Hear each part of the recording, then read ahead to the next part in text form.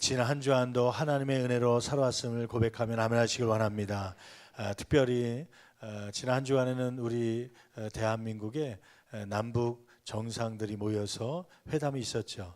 우리 문재인 대통령과 또 김정은 위원장이 함께 모여서 또 국가적인 평화를 위해서 함께 회담을 갖는 귀한 시간들이었습니다. 아마 이 국가를 위해서, 민족을 위해서 매주마다 기도하는 그런 단체나 또 종교계는 기독교밖에 없을 것 같아요. 기독교는 새벽마다 모여서 국가를 위해서 기도하고 또 대통령을 위해서 기도하고 정치가들 위해서 기도하는데, 여러분, 저와 여러분들의 기도가 또 주님 앞에 상달되며 또 이 땅의 핵 위협으로 또 위기 가운데 있는데 오히려 평화로 만들어 주심으로 또 우리가 언젠가는 삼판설이 열리면 그것에 복음을 들고 가서 집회할 수 있는 그런 날도 있게 될 줄 믿습니다.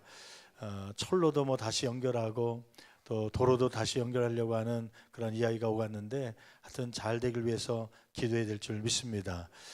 어떤 분은 또 그렇게 생각하시는 분이 있더라고요. 잘 되기를 원하시는 분들도 있는 반면에 안 됐으면 좋겠다 그렇게 생각하시는 분도 있고, 또 어떤 분들은 또 거짓말한다 그렇게 생각하시는 분이 있을 것 같아요.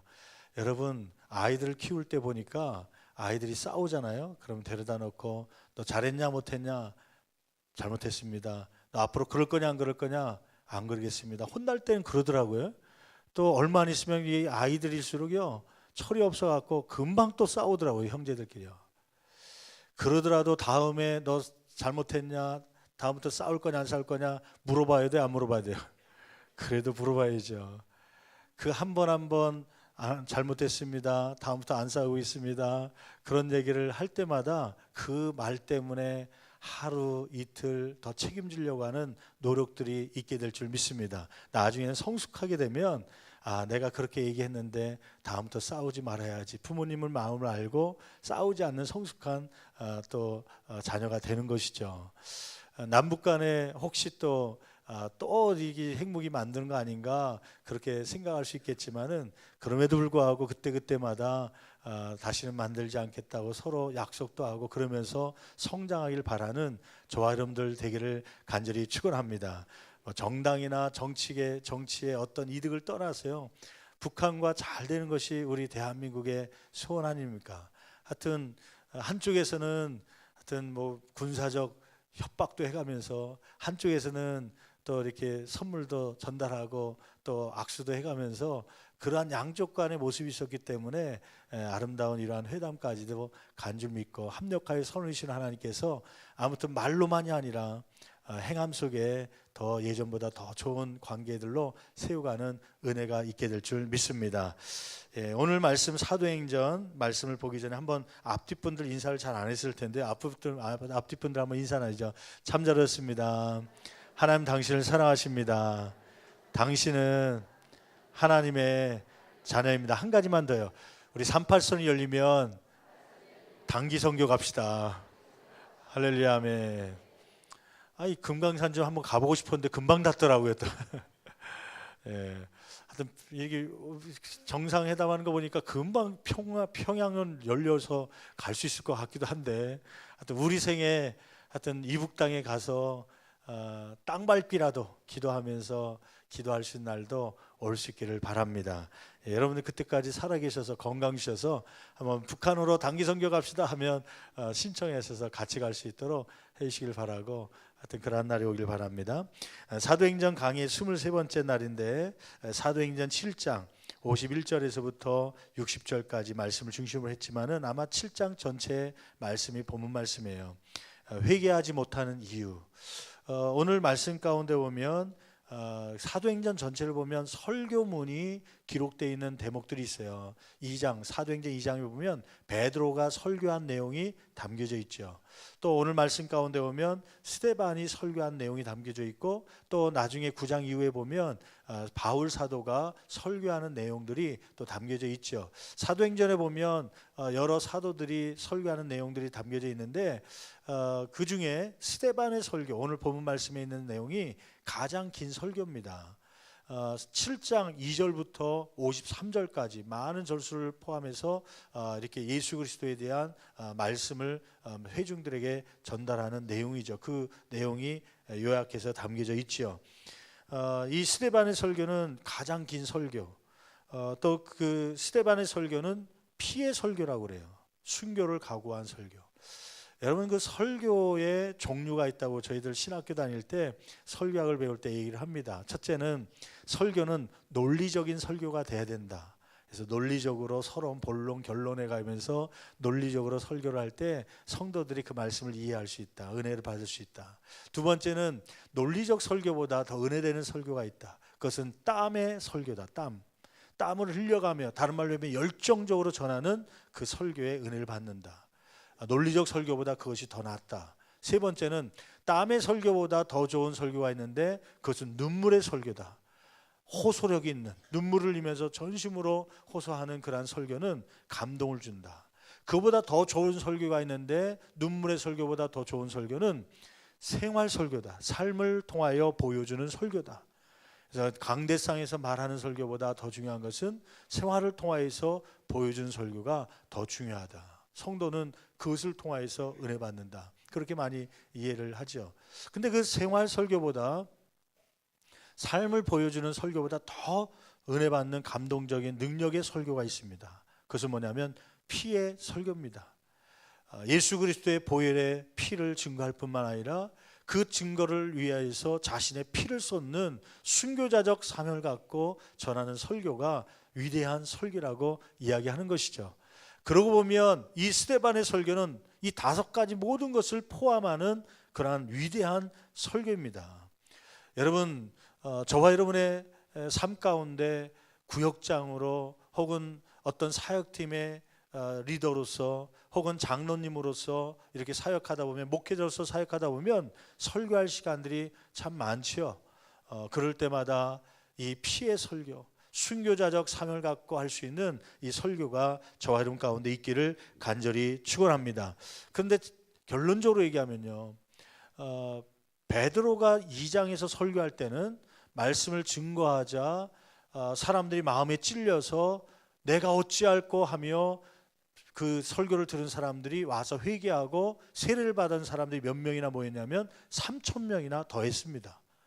그런데 오늘 스데반 설교는 성령이 충만해서 피의 설교, 능력의 설교를 했음에도 불구하고 사람들이 회개하지 않고 오히려 마음에 찔리긴 했지만 돌로 쳐서 스데반을 죽이는 상반된 결과를 낳게 되죠. 오늘 말씀 가운데 왜 이러한 상반된 결과가 있게 되는지, 또 스데반의 설교 가운데서도 왜 회개하지 않게 되는지 그 말씀을 우리가 참고하면서 피차 은혜 받는 저와 여러분 되기를 간절히 축원합니다. 먼저 첫 번째로 대제사장이 공회로 끌려온 스데반에게 어떠한 질문을 하였습니까? 여러분 1절 말씀의 7장 1절은 이렇게 시작하고 있죠. 이것이 사실이냐 그러면서 묻지요. 한번 1절 말씀 같이 한 목소리로 봉독합니다. 대제사장이 이르되 이것이 사실이냐?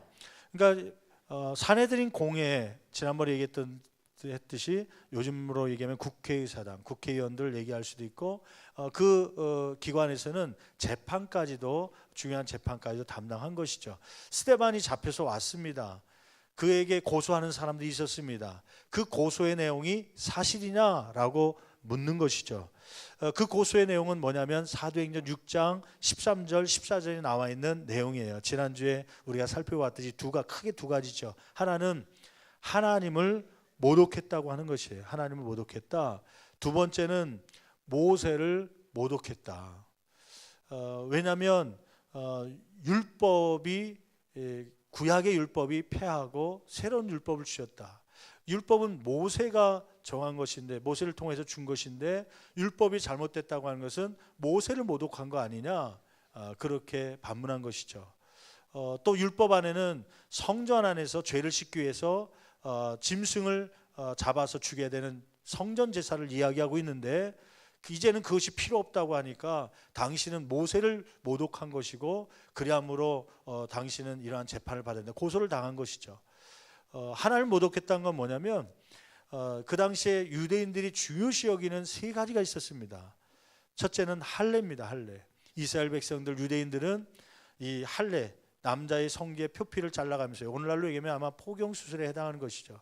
표피를 잘라가면서 그것이 유대인들의 표시였습니다. 하나님의 백성이라는 표시죠. 그런데 이 할례를 중요시 여겼는데 이것보다 더 중요한 영적인 할례를 이야기하니까 그러면 할례를 무시한 거냐, 역사를 무시한 거냐, 뿌리를 무시한 거냐, 그렇게 나온 것이죠. 이 할례를 중요시 여겼고 유대인들이 또 중요시 여겼던 것은 성전이었습니다. 성전은 누가 거하시는 곳이라고 믿은 거예요? 하나님이 거하신 곳이다. 그런데 이 하나님, 예수님께서 가르치는 말씀, 스데반이 말하는 거 보니까 이 성전, 하나님은 성전에만 계신 것이 아니라 그 성전 이전에, 솔로몬이 지은 성전 이전에 성막에도 계셨고, 성막 이전에 호렙산에서 하나님께서 모세와 만났고, 하나님은 이 성전 외에 다른 곳에서도 계신다, 만날 수 있다, 그것을 얘기하니까 성전을 모독하고 하나님을 모독한 것 아니냐, 그렇게 고소를 한 것이죠. 세 번째 중요하게 여기는 것이 그들에게 무엇이냐면 율법입니다. 율법. 그래서 할례, 율법, 성전, 이러한 것을 이 스데반의 설교나 복음을 전파하면서 이것을 무시했다는 제목으로 그들을 고소한 것이죠. 이렇게 네가 하나님을 모독하고 모세의 율법을 모독한 그러한 일이 사실이냐? 그럴 때 저와 여러분이라면 어떻게 하겠습니까? 잘못했습니다. 혹시 오해인 것 같은데 내가 내 핑계를 대겠습니다. 제발 좀 살려주십시오. 막 사정할 텐데, 나를 변호하기 위한 변론을 이야기할 텐데요. 이 스데반은 그러지 않았습니다. 스데반은 오히려 자신을 변론할 기회를 오히려 복음 증거할 기회로 삼지요. 여러분, 이 질문에 스데반이 어떻게 대답을 했는지 한번 보실까요? 2절부터 53절까지가 설교 말씀인데, 다른 말로 얘기하면 복음을 전하는 말씀입니다. 구약의 내용을, 창세기의 내용, 출애굽기 내용, 민수기의 내용, 그다음에 또 선지서에 있는 내용들을 다 종합해서 그 구약에 이야기했던 그 의인이 바로 당신들이 죽인 예수 그리스도라는 것을 그렇게 소개하고 있죠. 그러면서 52절 53절 이렇게 고백하고 있습니다. 52절 53절 같이 한 목소리로 봉독합니다. 너희 조상들이 선지자들 중에 누구를 박해하지 아니하였느냐? 의인이 오시리라 예고한 자들을 그들이 죽였고 이제 너희는 그 의인을 잡아 준 자요 살인한 자가 되나니. 너희들의 조상들이 선지자들을 죽이지 않았냐? 그 선지자들이 앞으로 의인 한 분이 우리 가운데 오실 거다, 곧 구원자를 얘기하는 거죠. 그 의인을 보내주신다고 하셨는데 그 의인이 바로 예수 그리스도인데, 그 조상들이 죽였을 뿐만 아니라 너희들도 의인을 죽인 것이다. 당신들이 그 예수를 죽였다, 그 죄를 지적하는 것이죠. 저는 이 대목을 보면서요, 스데반의 설교가 참 대단한 것이다. 내용 면에서도 대단한 것이지만 용기 면에서요, 담대한 용기라는 것을 다시 한번 깨닫습니다. 여러분, 저와 여러분들이 자기를 변론할 시간에 변론을 하는 것이 아니라 오히려 복음을 증거할 기회로 삼고 그 복음의 내용을 가지고서 전하면서 당신들이 예수 그리스도를 죽이지 않았는가, 그 죄를 지적할 수 있는 설교요, 그렇게 할 수 있는 용기가 저와 여러분 가운데 있습니까? 제가 저 어렸을 때 우리 여성교회, 지금은 이제 한 70대, 80대 되신 우리 권사님들이 많이 계시죠. 그분들이 여성교회 이제 활동을 할 때 어떤 일이 있었냐면, 한 30년 전인데 그때 이 본당 성전을 지을 때입니다. 본당 성전을 지을 때 물론 어떤 분들은 집을 팔아서 또 이렇게 판 금액을 드리기도 하고, 또 그 비용을 가지고 우리가 기초 작업을 하는데 쓰기도 하고, 또 파출부로 나가서 한 달 동안 파출부로 일한 그 대가를 하나님께 드리기도 하고, 제가 기억나는 것은 막 반지도 빼서 목걸이도 빼서 드리기도 하고, 폐물을, 혹은 카메라가 들어왔더라고요. 지금은 뭐 핸드폰 카메라가 워낙 많아갖고요, 카메라의 소중함을 잘 모르지만 30년 전만 해도요, 저희 어렸을 때만 해도 학생회에서 어떤 야외에 간다, 그때는 사진관을 갔습니다. 사진관. 왜 갔냐면 사진기 빌리러요. 그때는 가정에 사진기가 없을 때입니다. 그래서 행사를 하며 야외 예배 때 사진을 찍어야 되는데 교회도 사진기가 없고 개인들이 사진기가 없으니까 그 사진관에서 사진기를, 그 코다카 필름 넣고 하는 그러한 사진기를 빌려줬었어요.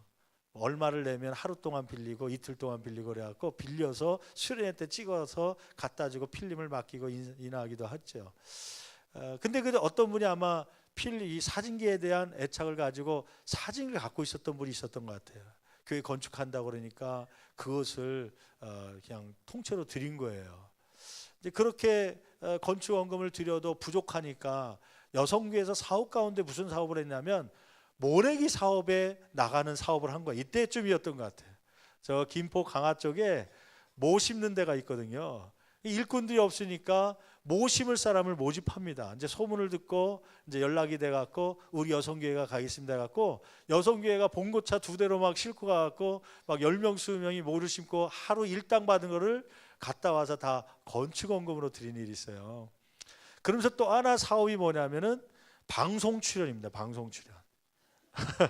그때 당시에는 방송 출연이 참 쉽지 않았고 또 출연하면요 출연료가 있습니다. 요즘에도 이제 가끔 몇 개의 프로그램은 출연료를 주거든요. 방청객으로 가도 그때 당시에 일당 방청료를 줬어요. 우리 교회에서 출연했던 방송 가운데 제가 기억하는 거는 아침마당, 지금도 아침마당 하잖아요. 그러니까 아침마당 같은 그런 아침에 거기에 가서, 또 하나는 가족오락관 한 2번인가 3번 갔던 것 같아요. 그래서 우리 신월동교회가 나온다고 해서 평상시에 가족오락관 잘 안 보는데요, 우리 방청객으로 나온다니까 뒤에 화면이 잡히니까 그거 보려고 텔레비전 앞에서 구경했던 제 어렸을 때의 기억이 있습니다. 근데 그때 무슨 일이 있었냐면 가족오락관 그 방청객으로 가게 되었는데 녹화잖아요. 녹화를 하면 녹화하기 전에 PD나 그때 이제 허참이라고 하는 그분이 이제 MC가 이제 하면서 주의사항을 몇 가지 줍니다. 절대 방청객이 녹화 중에는 움직이지 말라. 또 더 중요한 게 있었죠. 그것은 뭐냐면 이거는 여러 사람들이 보는 거기 때문에 자기의 신앙관이나 이런 걸 말하지 말라. 그래서 이제 특별히 신월동교회에서 왔다니까 어느 곳에서 왔습니까? 이제 소개하는 시간이 있거든요. 그러면 이제 여성교회 회장님이나 말 잘하는 분이 대표로 이제 마이크 잡고 하게 돼 있어요. 예, 저희는 신월동교회 여성교회 회원들이 왔습니다. 그러면 회원들 오셨군요. 박수 한번 드립시다. 그러면서 이제 지금 소개하는 게 있어요. 그 방청객에 대해서. 그 소개할 때 절대 종교적 발언을 하지 말라. 그렇게 이야기를 합니다. 근데 일이 벌어졌어요. 우리 권사님 중에 한 분이 이제 허참 씨가 이제 MC를 맡으면서 우리 오늘 방청객으로 오신 분들 잠깐 소개해야 될 텐데 어느 곳에서 오셨는지 한번 소개 좀 해주시겠습니까? 미리 짜놓은 대로 이제 어떤 권사님 마이크 잡고, 예, 저희는 신월동 교회 여성교회에서 온 회원들입니다. 그러면서 거기까지는 괜찮았는데 하지 말아야 될 발언을 한 거예요. 이곳에 온 여러분 모두가 다 예수 믿고 구원받기를 원합니다. 아이고, 그 얘기를 듣고 거기에 있는 사람들이 막 땀이 질질 흘린 거죠. 이제 우리는 처음 방송 출연이니까 얼마나 막 긴장되고 땀나고 혹시나 혼나고 막 이러다 경찰서에 잡혀가는 거 아닌가? 그런 생각까지도 하고요. 그때 보편적인 사람들의 생각은 무식하다. 아니, 이런 데서 하지 말라고 그렇게 주셨는데 저 사람도 저렇게 또 주책 없이 저렇게 했다. 그런 생각을 저도 가졌습니다. 그런데 어느 날 생각해 보니까요, 그분의 신앙이 대단하다는 것을 깨닫게 되더라고요. 여러분, 오늘 스데반의 설교요, 자기를 변론할 시간 준 거 아닙니까? 이 고소한 내용이 진짜 맞느냐? 그러면 어떻게 해서든 자기가 무지하다는 걸 알려야 되고 어떻게 해서든 좀 감형받기 위해서 맞지 않으려고, 죽지 않으려고 얘기해야 될 거 아닙니까? 지금 이 자리는 말 잘못하면 죽는 것이에요. 실제로 돌에 맞아 죽는 거 아닙니까? 그날 즉시 직결 사형이 집행된 거 아닙니까? 제가 정신이 가끔 왔다 갔다 하는데 하지 말아야 될 말을 했습니다. 죄송합니다. 다음부터는 안 하겠습니다. 그런 것이 아니라 오히려 창세기 말씀부터 구약의 말씀을 쭉 요약하면서 그들이 잘 알고 있는 말씀을 토대로 해서 그 선지자들이 얘기했던, 당신들의 조상을 인도했던 분이 하나님이시고 그 하나님이 구원하기 위해서 예수 그리스도 의인을 보내주셨는데 그 의인을 죽인 사람들은 바로 당신들입니다 하면서 그 죄를 지적한 거예요. 난 이 말씀 묵상하면서 제가 그 성경 여백이 있는데 제 성경에다 그 옆에다가 묵상의 글을 적어놨습니다. 주여, 나에게도 스데반 같은 용기를 허락하여 주시옵소서. 여러분 요즘에 많이들 시사적으로 이야기하는 것이 있잖아요. 뭐냐면 학생 인권 조례 혹은 소수 차별 금지법, 그 내용의 공통적인 것이 뭐냐면요, 기독교에서 이것을 수정하기를 원하고 반대하는 이유가 뭐냐면 그 안에 기독교가 죄라고 지정하는 것을 말하지 못하게 하는 그 법이 하나 있습니다. 그게 뭐냐면 동성애입니다. 동성애는 성경에서 분명하게 죄로 금지하고 있습니다.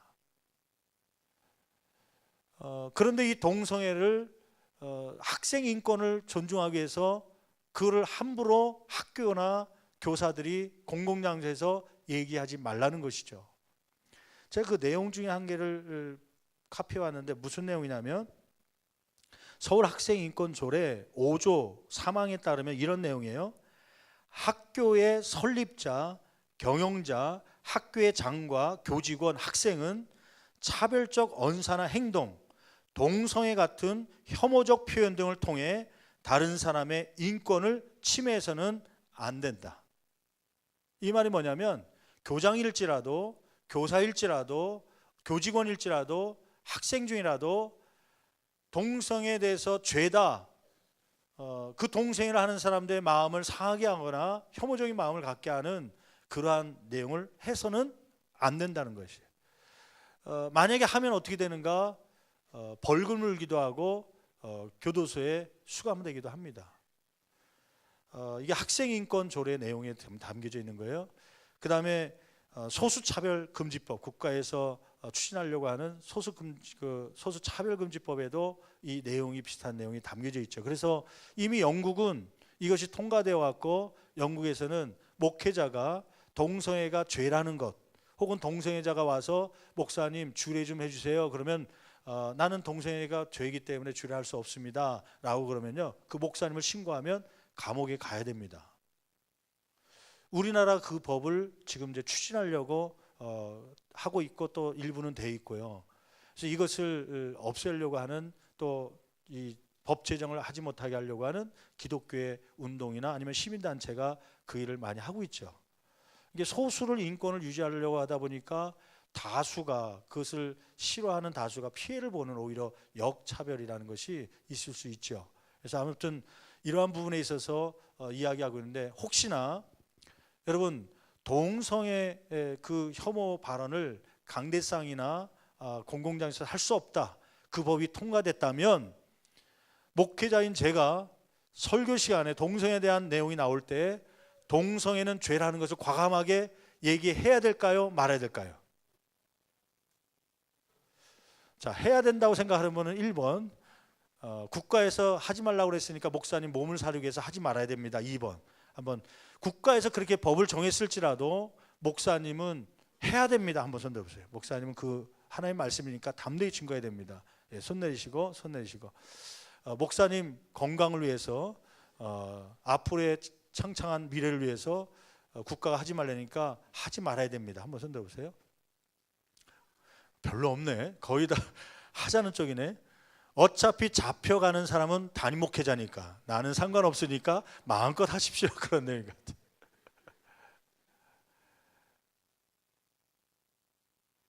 근데 저도 고민이 돼요. 잡아간다는데 벌금 문든다는데 그 벌금이 몇만 원 범칙금에서 끝나는 게 아니라 몇백만 원, 몇천만 원 나올 수 있고, 또 감옥에 잡아간다는데 그 해야 될지 말아야 될지 솔직한 제 심정으로 눈치 보면서 해야겠다. 아니, 하는 게 아니라 눈치 보며 하는 척 안 해야겠다. 그럼 한번 질문해 볼게요. 여러분들 그런 마음으로 손을 많이 들으셨는데요. 서서울공원에서 그 찬송도 못하게 하고 야외에도 못 드리게 하는데, 공공장소에서는 여러분들은 전도할, 또 그곳 속에서 찬양할 마음이 있습니까? 아까보다 소리가 작네요. 나 할 때는 막 손을 번쩍 두 손까지 드는 분이 있더니만, 예, 스데반의 이 모습이 쉽지는 않습니다. 쉽지는 않아요. 제가 감사한 것 중에 하나는 우리 교회 복지기관들 있잖아요.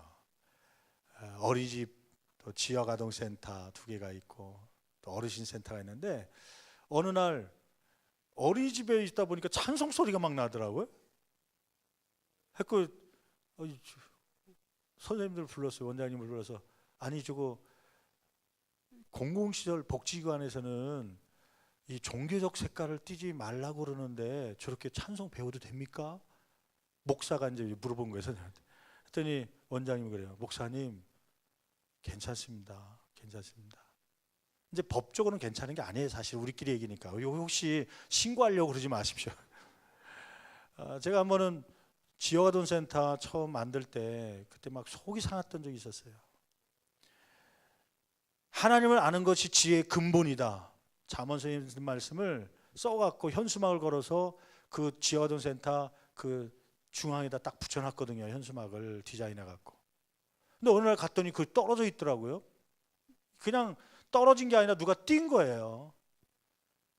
그래갖고 이거 왜 띄었습니까? 그때 당시에 선생님한테 물어봤더니 선생님이 그래요. 검열하는데 거기 지도하는 구청에 있는 그 검열자가 와서 이렇게 종교 색깔 띠는 문구나 성화는 다 띠라고 그랬다는 거예요. 아니 그렇다고 띱니까? 교회가 교회 색깔 나는 건 당연한 거고 절에서 하는 지역아동센터 절 표시가 있는 게 향 냄새가 나는 게 당연한데 이걸 왜 그렇다고 띱니까? 했더니 자기도 어쩔 수 없다고. 근데 다행히 다음 주간에 그 검열하신 분이 또 온다고 그래갖고요. 내가 그날을 벼르고 그럼 저를 만나게 해달라고 만났죠. 근데 그분이 와서 그날은 또 뭐라고 얘기하냐면 저 창문에 있는 버티칼이 있었는데 버티칼에 성찬, 만찬하는 예수님 제자들하고 그 마지막 식사하는 그 내용에 성화가 그려져 있었거든요. 저것도 예수님의 그림 아니냐고. 그렇다니까 그거 띠라는 거야 다. 돈 들여서 다 만들었는데. 그래서 내가 그런 화가 나갔고요. 아니 도대체 교회에서 운영하는데 교회 색깔이 나오는 게 당연한 거고 우리가 돈 벌려고 하는 게 아니라 그때 당시에 이제 구청장이 지나가면서 주중에는 교육관이 비어 있으니까 아깝다고 지역아동센터를 만들면 주중에 쓰고 이렇게 하면 좋을 텐데 서로 교회가 구청이 협력해서 지역을 위해서 봉사하면 어떻겠냐고. 그래서 우리가 그러한 선한 마음을 가지고 그 국가를 돕기 위해서 이 지역의 아이들 위해서 교육하기 위해서 이 장소를 무료로 공개하면서 후원금도 줘가면서 이렇게 하는데 그렇게 할 거면 우리 안 하겠습니다. 막 저도 강하게 나갔죠. 이거 다시 갖고 가라고. 나 구청장 좀 만나야겠다. 그랬더니 구청장 만난다니까 이 사람이 저를 구석으로 끌고 가요. 끌고 가면서 목사님 저도 사실은 어디 교회 집사입니다. 그러더라고요. 집사님이라 해야 돼. 근데 그 다음에 하는 얘기가 뭐냐면 목사님 저희도 좀 생각해 주세요. 저는 공무원이라 거기 나온 기준대로 얘기할 수밖에 없습니다. 저는 얘기 안 하고 이런 문제가 생기면 책임이 나한테 있지만 얘기하고 다는 것은 그 다음 책임은 교회 책임이니까 나는 얘기했으니까 그 다음은 목사님이 알아서 하시면 됩니다. 그래서 가시더라고요. 그래서 그때 힌트 얻은 게 그거는 굳이 떼라는 얘기가 아니라 자기들의 역할을 얘기한 거고 이거는 책임 우리한테 있구나. 그래서 그냥 다르세요. 그렇게 선포했죠. 근데 그 경험이 있기 때문에 그 어린이집 같은 경우에도요. 이게 종교적 색깔을 띠면 기도한다거나 뭐 예배 드린다거나 그러면 어린이집이 문을 닫아야 돼요. 그 신고 들어가면요. 또 그걸 알고 또 여기서 또 신고할 사람이 있을까 봐 겁나기도 하는데 절대 그러지 마시고요. 여러분 그런데 이제 그 어린이집 담당하시는 원장님 그래요. 목사님 어차피 처음에 입학 들어올 때 이 얘기를 합니다.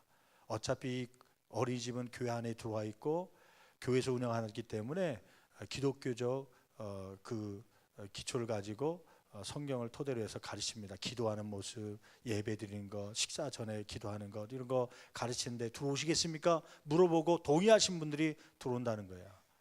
그렇기 때문에 찬송 가르쳐도 된다는 거예요. 졸업할 때 졸업 예배하는데 저보고 설교해달라는데 혹시 또 이거 공공시설에서 설교한다고 잡혀가지 않을까, 문 닫지 않을까 걱정했더니 목사님 걱정하지 마세요. 괜찮습니다. 그래서 우리 어린이집은 식사 때 식사 기도하고 찬양을 가르치고 또 졸업할 때라는 특별 행사 때 제가 가서 말씀도 전하고 예배를 드립니다. 그래서 그거를 원해서 오신 분들이 있어요. 우리 교회 성도들이나 또 믿지 않는 분들 가운데도요. 요즘에는 뭐 일반 어린이집이 공공시설이 뭐 식사를 하는데 유통기한 지난 거 막 그거 갖고 돈 세이브하려고 전략하려고 이익 남기려고 그런 것을 한다. 혹은 또 아이들 가르치는데 막 폭행하고 때린다. 뭐 애들 뭐 집어 끌고 막 목 잡고 그런다. 막 그런 얘기가 많이 나오니까 그래도 신월동교에서 운영하는 어린이집은 신앙 안에서 교사들이 가르치니까 그러지 않을 거라고 믿고 이제 보내시는 분들이 있죠. 또 그런 마음으로 가르치고 있죠. 여러분, 이러한 복지시설을 하면서 혹시 그곳에 또 근무하거나 일하고 계신 분들, 여러분 스데반이라면 그곳에서 어떻게 했을까요? 물론 뱀처럼 지혜롭고 비둘기처럼 순결한 마음으로 세상 가운데서 사역을 해야 되는데요, 여러분 이 복음을 전하는 것을 두려워하지 마시기를 간절히 축원합니다. 지난 주간에 성경 공부를 하면서 한 분이 그런 상담을 해왔어요. 목사님, 진짜 어렵습니다. 이제 아이들을 가르치는 그런 교사의 입장이 있는데 아이들 가운데 그 약간 여성적 성향이 있는 아이가 있다는 거예요. 이제 그 자라가면서 아마 그 누나들 밑에서 자랐는지 여성적 성향이 있어서 막 손톱에 디자인을 하기도 하고, 초등학생인데 또 여성적인 것을 좋아하고 남자애들하고 노는 것보다 여자애들하고 노는 걸 좋아하고, 이런 아이가 학생으로 들어와 있는데 이 학생 부모를 만나면서 뭐라고 얘기해야 될지 모르겠습니다. 동성애가 죄라는 것을, 잘못된 것을 얘기했다가 혹시나 상처받을까 봐 못하겠습니다. 그 선생님의 마음은 충분히 이해하죠. 그러나 우리가 상처받을 사람들, 또 이러한 죄들에 대해서 마음의 부담감을 갖는 것 때문에 하나님의 말씀을 전하는 것을 하지 못한다면 스데반의 신앙까지 성장하지 못한 것이죠. 요즘 교회 목사님들이 설교를요 많이 다듬습니다. 다듬는 이유 가운데 하나는 혹시나 이 얘기했다가 저분이 상처받을까 봐, 이 얘기했다가 저분이 마음의 부담감을 가지고 혹시 교회 안 나올까 봐. 그래서 교회가 부흥되기 위해서는, 교회가 잘 되기 위해서는 위로 설교, 재밌는 유머, 그런 것을 통해서 또 새로운 정보를 가르쳐 주면서 그러한 설교를 해야 된다고 그러한 교육을 많이 받습니다. 여러분, 설교는요 이 스데반과 같이 목숨을 거는 설교가 돼야 되는 것이죠. 이 시간이 주어졌을 때, 변론의 시간이 주어졌을 때 자신을 알리기보다는 복음을 증거하는 기회로 삼았던 이 스데반의 모습들이 저와 여러분 가운데 있기를 간절히 축원합니다. 어저께도 우리 성도 가운데 이사하셔서 이사 감사 예배를 드려달라고 해서 같이 예배를 드리면서요 그런 얘기를 우리가 하게 되죠. 여러분, 세상에 있는 사람들은 이사를 하면 그곳이 보금자리라고 얘기합니다. 그냥 참새가 새끼를 낳고 알을 낳고 또 새끼를 양육하기 위해서 따뜻하게 만들어 놓은 그러한 자리처럼 보금자리라는 말을 쓰더라고요. 그런데 기독교인들이 가는 곳은 어떤 자리가 돼야 되냐면 복음의 자리가 돼야 됩니다. 그곳이 복음을 증거하는 장소. 위아래 집이 있다면, 아파트라면 그 동을 복음화시키려고 하는 기회로 삼을 수 있는 복음의 자리가 되기를 간절히 축원합니다. 여러분, 그러한 마음을 갖고 있었던 사람이냐면 스데반입니다. 여러분, 우리가 스데반을 항상 존경의 대상으로, 설교의 대상으로, 그냥 성경 공부하는데 퀴즈 하는데 이렇게 돌에 맞아 죽은 집사 가운데 한 명 스데반 아는 것으로 끝나는 것이 아니라 스데반을 닮아갈 수 있는 저와 여러분 되기를 간절히 축원합니다. 축원합니다. 셋째로, 스데반의 설교를 들은 이 사람들의 반응은 어떠하였습니까?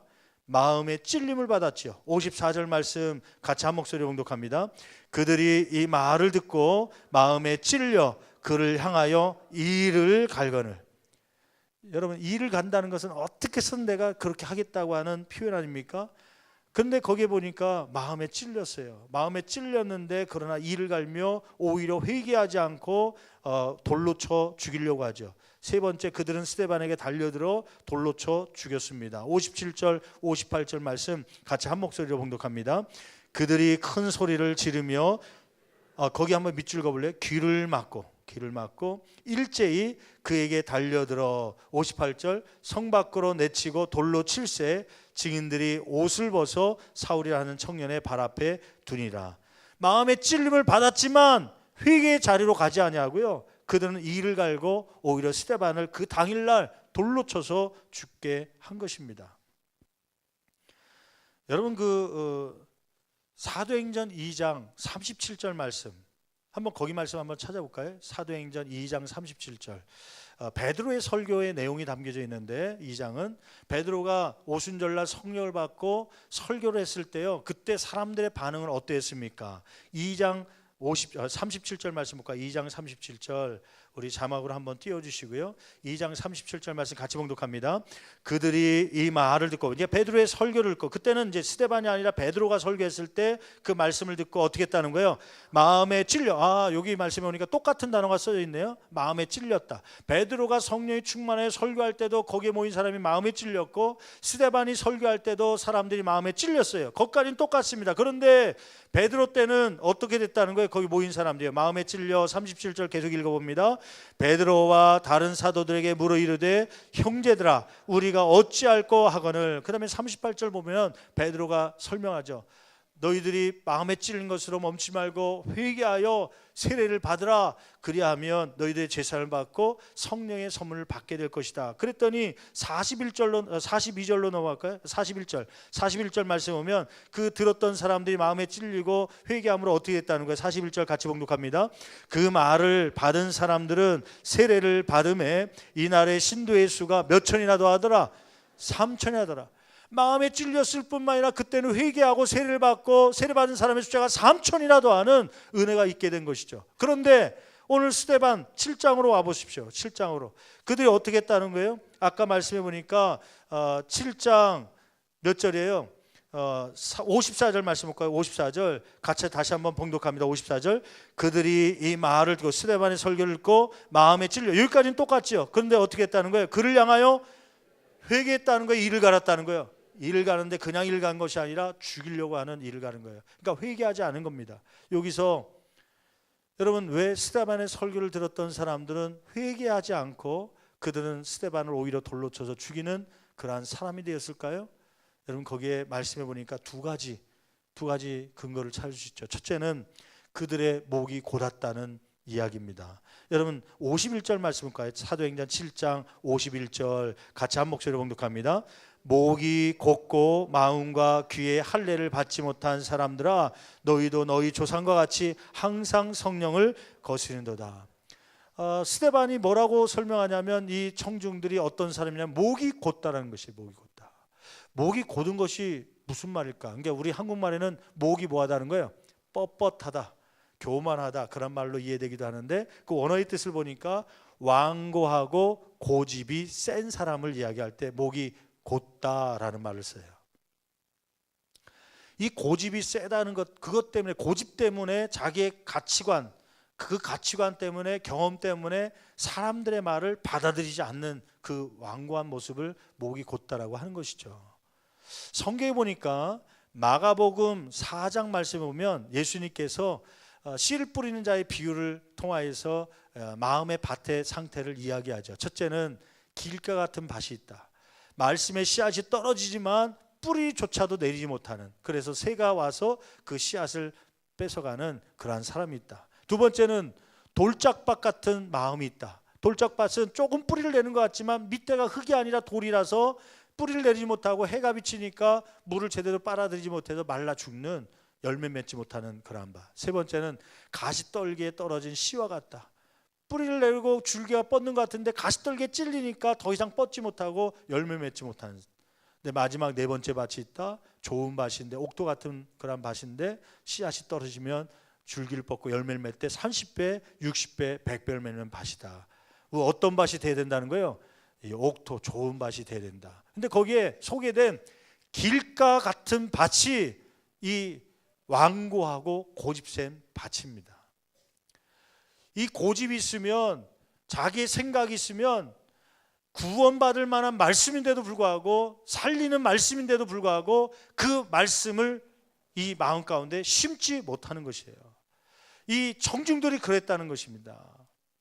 여러분 민수기 21장 4절부터 9절 말씀 보면, 민수기 21장 말씀 보면 이스라엘 백성들이 불평을 합니다. 왜 우리를 이 광야 가운데 내게 나오게 해서 우리를 이렇게 힘들게 하느냐 막 불평했더니 하나님께서 불평하는 이스라엘 백성들을 훈련시키게 하고 또 벌을 주게 해서요, 불뱀을 보냅니다. 불뱀이 사막 가운데 나타나서 막 사람들 무는 것이죠. 독이 퍼져갖고 사람들이 막 병들고 죽게 됩니다. 그때서야 우리가 불평하고 잘못했다, 모세여 우리를 위해서 대신 기도해달라고, 하나님께 중보해달라고 막 요청하죠. 그때 모세가 하나님께 기도합니다. 하나님이여, 이들이 회개하고 있습니다. 이 불뱀에 물려서 죽어가는 사람을 위해서 하나님 우리를 도와주시기 원합니다. 그때 하나님께서 방법을 하나 주시죠. 그러면 노수로 불뱀의 모양을 만들라. 그리고는 그것을 장대에 매달아서 높게 매달으라. 그리고는 백성들에게 선포해라. 여러분들이요, 이 노수로 만든 뱀을 보는 사람마다 다 나음을 받게 될 것입니다. 선포해라. 그러면 그것을 보는 자마다 나음을 받게 될 것이다. 모세가 그 얘기를 듣고 노수로 뱀을 만듭니다. 그리고는 장대에 매달아서 선포하죠. 여러분, 하나님께서 이 노뱀을 보는 사람마다 나음을 받는다고 말씀해 주셨습니다. 아프고 죽어가는 사람들, 여러분 이 노뱀을 보십시오. 그런데 어떤 사람들은 믿음을 가지고 하나님께서 말씀하시니까 그 뱀을 쳐다봐야겠다고 해서 문을 열고 창문을 열고 그 노뱀을 쳐다본 사람은 다 살게 된 줄 믿습니다. 근데 그 가운데요, 보지 않은 사람도 있어요. 이 사람들은 자기의 가치관이 있었습니다. 고집이 있었습니다. 아니, 약을 발라도 살까 말까인데, 수술을 받아도 살까 말까인데, 저 노수로 만든 뱀을 본다고 우리가 어떻게 사냐? 자기의 완고한 고집이 그를 살리지 못하게 된 것이죠. 그것을 향해서 뭐라고 얘기하냐면 목이 곧은 백성이라고 이야기하는 것입니다. 가끔 가다가 구원 초청을 해주시길 원합니다. 세례받기를 원합니다. 혹은 전도해 주시길 바랍니다. 그러한 분의 요청을 받아서 전도하러 갑니다. 병상 중에 있는 분에게 가서 구원 초청을 합니다. 우리 죄를 사함 받으려면 예수 그리스도를 믿어야 됩니다. 예수 그리스도를 믿어야지만 죄를 사해 주기로 하나님께서 작정해 주셨기 때문입니다. 선행이 아닙니다. 노력이 아닙니다. 예수를 구원자로 믿겠습니까? 그렇게 설명을 해도요, 어떤 사람은 완고한 예수를 믿는다고 내가 어떻게 구원받는가, 그것 때문에, 자기 고집 때문에, 자기 생각 때문에 입을 꽉 다물고 대답을 안 하는 분들이 있어요. 근데 어떤 분들은 이렇게 복음을 증거하면 아멘 그러면서 눈물로 그 예수님을 받아들이는 분이 있습니다. 여러분, 무슨 차이입니까? 그 목이 곧은 차이죠. 두 번째, 스데반의 설교를 듣고도 사람들이 회개하지 못한 이유는 무엇입니까? 말씀 듣기를 아예 거부했기 때문에. 57절 말씀 볼까요? 57절 같이 한 목소리로 봉독합니다. 그들이 큰 소리를 지르며 무엇을 막고요? 귀를 막고 일제히 그에게 달려들어. 어떤 분들은 교회에 앉아있지만, 지금 이 시간에 예배를 드리고 있지만 귀를 막은 분들이 있습니다. 목회자의 관계 때문에 귀를 막은 분들이 있어요. 때로는 예배 오기 전에 세상 사람들과 했던 얘기 때문에, 감정이 상한 것 때문에 귀를 아예 막고 있는 분들이 있어요. 여러분, 그 귀를 막으면 회개할 기회가 없어집니다. 그 귀를 막고 있으면 하나님의 말씀을 들을 수가 없습니다. 그러면 회개할 수 없고 구원받을 수 없고 하나님의 모습으로, 형상으로 닮아갈 수가 없는 것입니다. 여러분, 이러한 우리의 완고한 고집들 여러분 죽일 수 있기를 간절히 축원합니다. 여러분, 귀가 열리길 원합니다. 거기에 재밌는 표현이 있더라고요. 51절 말씀에 아까 읽었던 54절 볼까요? 54절 51절 말씀 다시 한번 51절 같이 한 목소리로 봉독합니다. 목이 곧고 마음과 귀에 할례를 받지 못한 사람들. 거기 보니까 할례 이야기를 하는데, 이 유대인들은 할례에 대해서 잘 알고 있다고 그러지 않았습니까? 그들은 남자의 성기 할례 받는 거에 대해서 잘 알고 있었던 사람입니다. 그런데 이 스데반이 뭐라고 얘기하냐면 어디에도 할례를 받으라는 거예요. 마음과 귀에 할례를 받지 못한 사람들아. 이 사람들은 마음과 할례에도 이 마음과 그 귀에도 할례를 받아야 되는데 그걸 받지 않았다는 거예요. 다른 말로 얘기하면 마음과 귀에도 할례를 받아야 된다는 거예요. 저는 그 말을 뭘로 들었냐면, 이게 하나님의 말씀을 들을 만한 사모함, 그 주파수가 맞아야 하나님의 말씀도 들을 수 있는 거구나. 이 성령이 임해서, 성령이 임하면 그 주파수가 맞기 때문에 귀가 열려서 이 말씀이 들리는 겁니다. 근데 그것이 할례를 받지 못하면, 주파수가 맞지 않으면, 그러니까 이때 당시 할례로 얘기했지만 오늘날로 얘기하면 아무리 라디오가 좋고 좋은 기자재를 갖고 있을지라도 주파수가 안 맞으면 FM 주파수가 안 맞으면 그 방송의 내용을 들을 수가 없는 것입니다.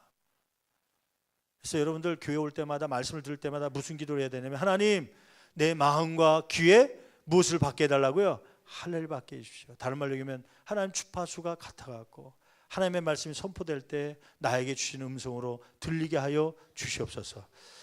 여러분 베드로도 아까 2장의 말씀을 보니까 성령이 충만해서 그 말씀을 증거했습니다. 스데반도 성령이 충만해서 말씀을 증거했어요. 그런데 똑같이 상황들 반응들은 마음이 찔렸죠. 그 다음에 반응들이 달랐어요. 완전히 차이 납니다. 베드로가 증거했을 땐 3,000명이나 회개하고 주께로 돌아오는 역사가 일어났지만 그러나 스데반이 설교했을 때는 오히려 이를 갈며 스데반을 죽이는 결과가 나왔죠. 무슨 차이입니까? 말씀에 대한 차이입니까? 말씀의 내용은 똑같았습니다. 성령이 충만하여 전한 메시지는 예수 그리스도에 대한 말씀이에요. 너희들이 죽인 그가 바로 하나님의 아들이요 구원자였다는 것을 똑같이 증거했습니다. 마음에 찔린 것도 똑같았습니다. 근데 무엇이 문제였죠? 그 말씀을 받는 사람의 자세가 잘못된 것입니다. 여러분 여기서 중요한 것이죠. 말씀을 전하는 사람의 문제가 아닙니다. 은혜는 받는 사람의 마음의 자세에 있는 것입니다. 씨는 똑같이 뿌리지만 길가 같은 마음이 있고요, 돌짝 같은 마음이 있고 가시떨겨 같은 마음이 있고요, 옥토 같은 마음이 있습니다. 씨의 문제가 아니라 듣는 사람의 마음의 문제입니다. 스데반이 복음을 증거할 때 그 스데반이 복음을 똑같이 증거했지만 성령의 충만에 증거했지만 받는 사람들의 마음밭이 달랐습니다. 목이 곧은 완고한 고집이 센 그러한 마음이었습니다. 여러분 이 길가 같은 밭은요, 그 원어적으로 보면 그 당시에 어떤 것을 얘기하냐면 밭과 밭 사이에 농로라고 있어요. 농사짓기에서 도로 조그만 길을 만든 거예요. 그러니까 농부들이 걸음을 주기 위해서, 그러니까 요즘 말로 얘기하면 밭과 밭 사이에 그 논두렁 같은 데 있잖아요. 농과 논 사이에 그런 것처럼 돼 있는 거예요. 그것에는 씨가 떨어도 농부들이 사람들이 지나다니면서 발로 땅을 단단하게 만들어 놨기 때문에요, 씨가 떨어도 안 떨어지는 거예요. 무슨 얘기냐면 여러분들이 갖고 있는 과거의 경험이나 세상적 지식이 말씀을 받는데 장애물이 되기도 합니다. 마음이 길가밭으로 만들 경우가 있습니다. 여러분 인터넷이나 혹은 텔레비전으로 말씀을 듣는 거 권장합니다. 라디오로 직장에서 많이 들으십시오. 근데 이분들이 주의해야 될 것이 있습니다. 주의할 건 뭐냐면 이 길가밭이 될 가능성이 많습니다. 이게 뿌리를 내리지 않고요, 그냥 왔다 갔다 사람만 농부만 왔다 갔다 한 거예요. 완전히 굳어져 갖고요, 말씀을 판단하는 건 잘합니다. 그런데 그 말씀이 뿌리를 내리지 못하고 그냥 시들어버리는, 새가 사탄이 와서 그냥 뺏어가는 그러한 모습이 되는 것이죠. 여러분 오늘 말씀을 통하여서 혹시나 저와 여러분들의 마음들이 말씀을 읽고 받을 때 어느 누가 오더라도 다음 주에 또 우리 강사님 두 분이 오십니다. 김영근 목사님과 이상목 목사님이 오세요. 이분들은 우리 정교인 수련회 때 중보기도팀 중심으로 해서 할 때 많은 은혜를 끼쳤던 강사 가운데 두 분인데 이분들이 오셔서 말씀을 증거하실 겁니다. 그때 우리의 마음들이 목이 곧지 않기를 간절히 축원합니다. 이게 신앙생활을 오래 하다 보면 많이 사람들이 왔다 갔다 하면 길가밭이 될 가능성이 많아요. 그 길가밭을 기경해야 됩니다. 묵은 땅을 기경해야 됩니다. 갈아엎어야 됩니다. 그러지 않으면 말씀의 씨앗이 떨어지지 않습니다. 여러분 신앙생활 속에서 목이 곧아질 수 있기 때문에 우리의 밭을 기경하여 부드러운 밭으로 가꾸기를 간절히 축원합니다. 말씀 듣기를 거부하고 길을 막는 것이 아니라 사모하는 마음들, 주일날마다 사모하며 달려나오십시오. 혹은 또 구역예배에 사모하며 나가십시오. 여러분 수요예배에 사모하며 나오십시오. 부흥집회가 있을 때 사모하며 나오십시오. 여러분들 사모하는 자에게 날마다 회개케 하시고 회개함을 통하여서 예수 그리스도의 장성한 물까지 성장케 하시는 하나님의 은혜가 있기를 간절히 축원합니다. 기도하시겠습니다. 이 시간에 기도할 때 오늘 말씀을 기억하면서 여러분 두 가지, 첫째는 우리의 직장 속에서 삶 가운데서 스데반 집사처럼 담대하게 복음을 증거할 수 있는 그 마음을 우리에게 허락하여 주시옵소서. 우리가 처한 곳이 어디입니까? 우리가 있는 집 그 근처에 있는 사람들에게 우리가 변론할 기회가 주어졌을 때, 어떤 기회가 졌을 때 예수 그리스도를 증거할 수 있는, 여러분 텔레비전에 나오는 것이 내 얼굴 잘 나오기 위해서, 자랑하기 위해서 나오는 것이 아니라 그 시간이 있다면 그 시간을 통해서라도 예수 믿어야 구원받는다고 하는 복음을 증거할 수 있는 그러한 삶이 되게 도와달라고요. 두 번째는 오늘 말씀을 통하여 행여나 우리의 마음이 목이 곧아서 고집 완고한 마음 때문에 하나님의 말씀이 받아들이지 않는 내 모습은 아닙니까? 판단의 길이 닫혀져 있어서 판단을 통하여서 은혜를 받지 못하는 우리의 마음은 아닙니까? 여러분, 전하는 사람의 문제가 아니라, 이 복음의 문제가 아니라 마음밭의 문제라는 것 깨달았사오니 하나님 우리의 밭을 기경하여 주시옵소서. 두 손 높이 들고 주여 세 분 힘차에 치며 간절히 기도합니다. 주여